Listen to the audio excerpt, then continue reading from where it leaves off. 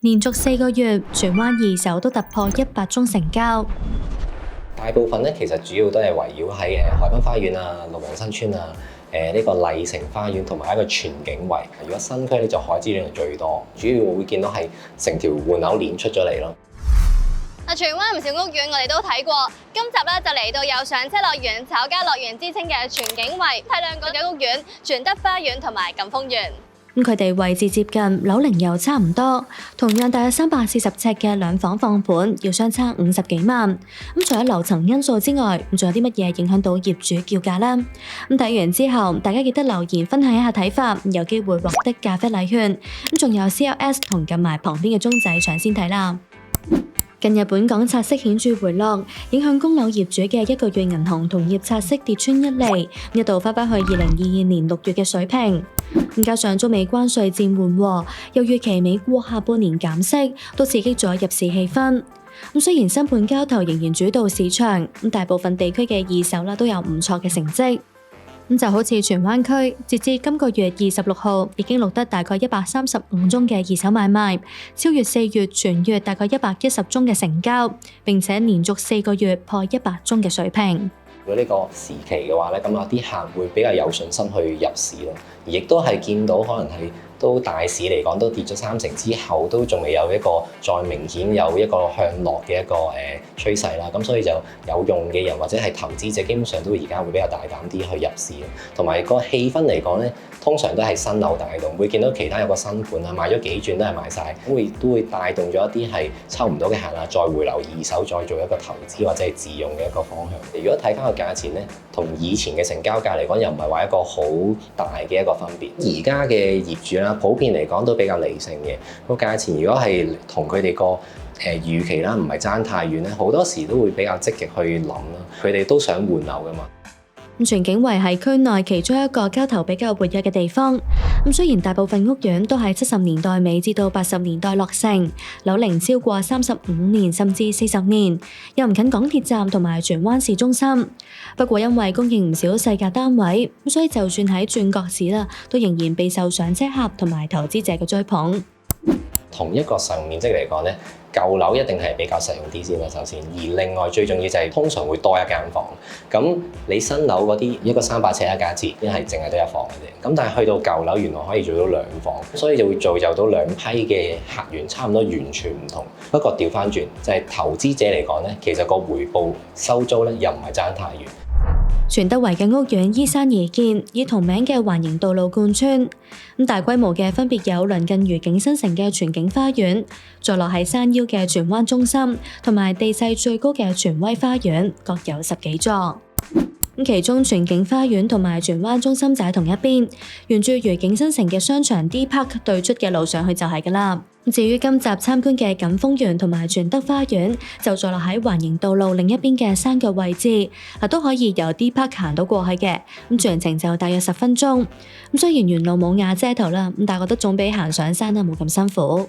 唔想日曬雨淋，其實呢一頭對出嘅象鼻山路都有多條巴士同埋小巴路線往返區內，包括港鐵荃灣站同埋新界及九龍唔同地方。至於港島嗰一邊啦，就只有1架巴士來回，而且唔係全日服務。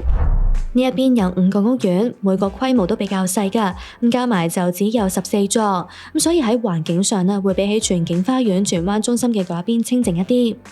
不過亦都正正因為座數少，所以呢度嘅屋苑冇好似荃灣中心同埋荃威花園咁設有商場，就只係喺全德花園、嘉興大廈同埋千里台嘅基座有一啲鋪頭，例如便利店、幾間食肆同埋一啲民生小店等等。所以平日居民買嘢食嘢或者行街都係要行路或者搭車出去嘅。留返去區內嘅話，我諗唔使多講，有多個商場選擇。比較近嘅有南豐紗廠、D Park 同埋中鹽大廈等等。另外都有唔少街鋪同埋小店。咁喺呢幾個屋苑入邊，就以錦豐園最近巴士同埋小巴站，而且佢有個門口對正車站㗎，幾步路就去到，所以出入非常方便。錦豐園由南豐發展，喺1989年入伙，樓齡大約36年，未做大維修。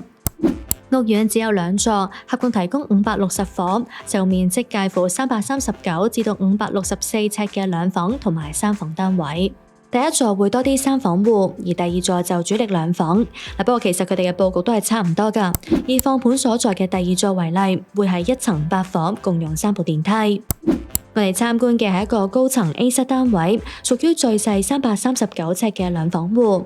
業主喺舊年年底開始放盤，最新嘅叫價係360萬，位上嚟尺價大概1萬蚊。嗱，呢一間咧就係一個典型眼鏡房格局嚟㗎。咁入嚟嘅時候咧就冇玄關啦，咁所以成個客飯廳咧感覺就好闊落啦。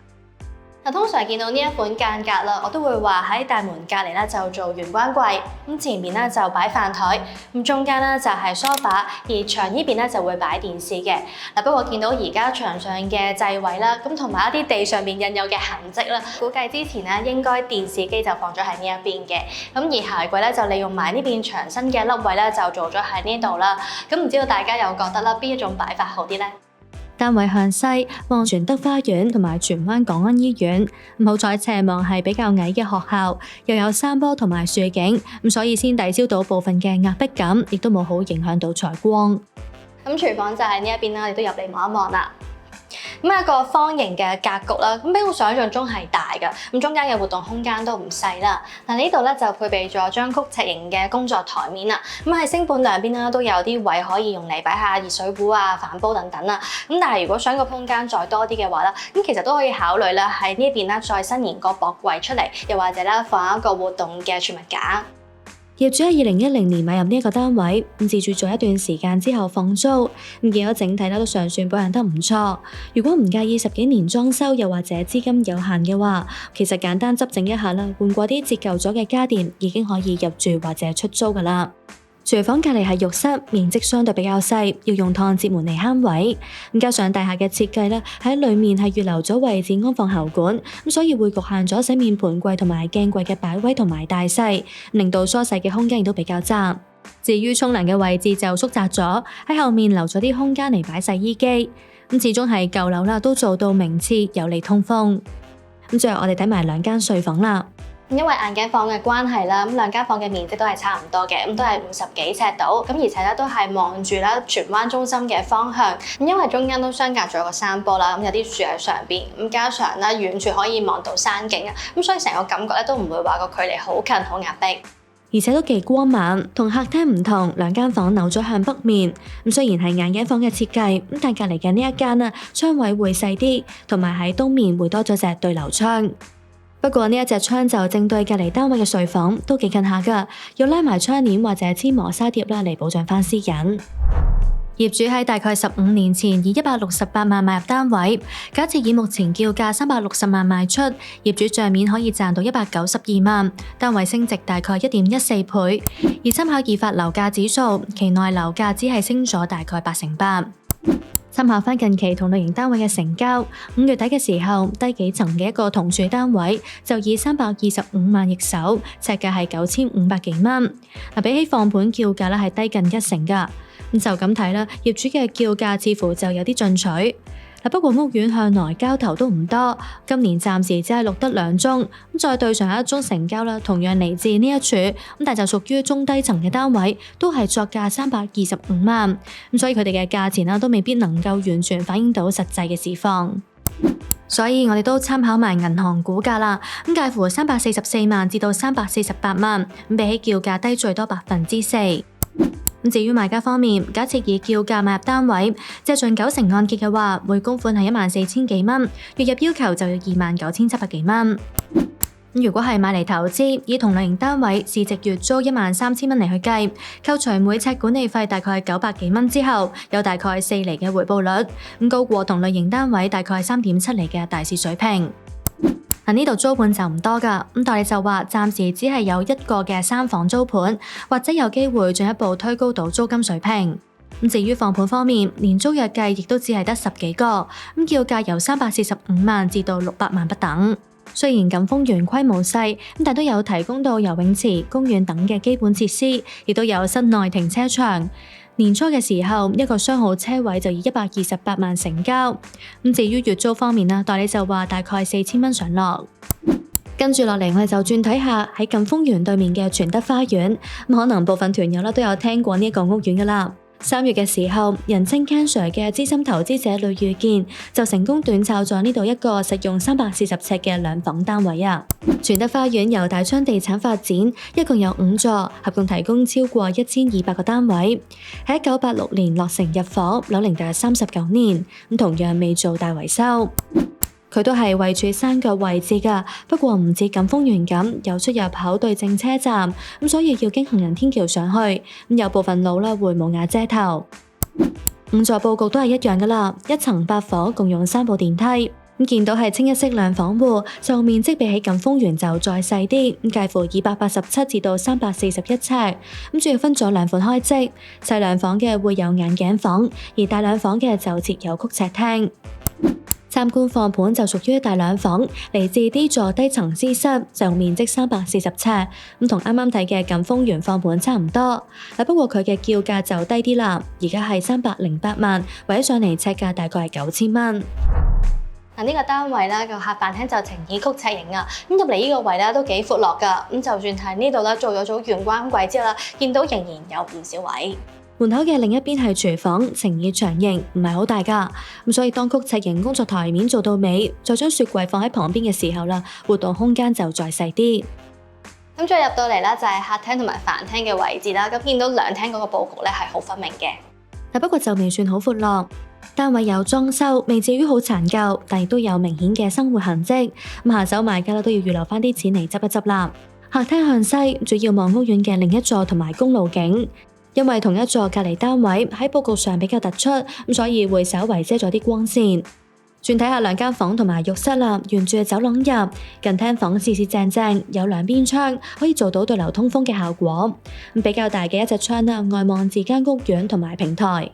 對比錦豐園啲房嘅面積就細啲啦。喺呢一度，如果唔介意衣櫃遮咗窗嘅話，可以考慮將單人床靠細窗嘅一邊擺，另一邊牆身就有位擺張細書台同埋一個細衣櫃。我哋最後睇埋呢一間房啦，都唔係好大㗎，所以為咗增加嗰個收納量啦，見到業主咧都做咗個升高地台。而家只係放咗張單人床，所以放咗衣櫃之後，中間仍然有少量嘅走動空間。最後睇埋浴室，感覺比起錦豐園嘅大，不過因為中間有窗，所以鏡櫃嘅尺寸亦都局限咗。呢個單位由長情業主持有，早喺1989年已經買入，當時作價係50萬。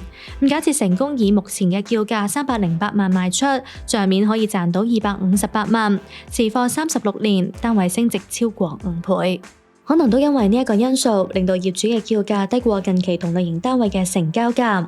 參考5月嘅一宗成交 ，B 座一個面積同放盤差唔多嘅單位，同樣位處低層，同樣向西，就以350萬易手，尺價係大概1萬蚊，放盤低近1/2㗎。相對於錦豐園、全德花園嘅伙數較多，自然交投量亦都多啲。縱觀今年暫時大約15宗嘅成交，放盤業主嘅叫價更加貼近細兩房嘅水平。不過再睇埋4大銀行估價，就介乎289萬至到300萬。雖然估唔足啦，業主叫價高最多6%，但係就相差冇咁遠。都幫買家嘅計數，假設以叫價買入單位，借盡90%按揭嘅話，每供款係12000幾蚊，月入要求就要25000幾蚊。如果買嚟投資，以同類型單位市值月租11300蚊嚟去計，扣除每尺管理費大概2個6之後，實收大概10416蚊，有大概4厘嘅回報率，高過同類型單位大概3.7厘嘅大市水平。同錦豐園一樣，呢度租盤唔多，不過因為伙數多啲，所以會多幾間，叫租就由11000蚊起。至於放盤方面，代理就話年租約有大概20個。如果喺400萬或以下啦，我見而家都計埋有租約放緊嗰啲啦，其實都有10幾間。如果最平咧，1樓、2樓嘅咧係大概280萬左右都可以有一個價錢啦。全德花園嘅規模比起錦豐園大，所以呢度提供嘅設施亦都多啲。除咗泳池、公園之外啦，亦都有壁球場同埋網球場等等。至於車位方面，月租就由2200蚊起步，賣價啦就係100萬上落。今日我哋就參觀咗2個嘅放盤啦，我自己就中意咧錦豐園嘅一個多啲啦，因為其實2個嘅尺數咧都係差唔多，但係咧入到去個感覺咧就相對實用一啲啊，而且望落都大啲。唔知道大家咪都咁樣諗咧，都喺下面留言話俾知㗎，有機會獲得咖啡禮券。最後中意呢條片嘅朋友就記得 like 同埋 share 啦。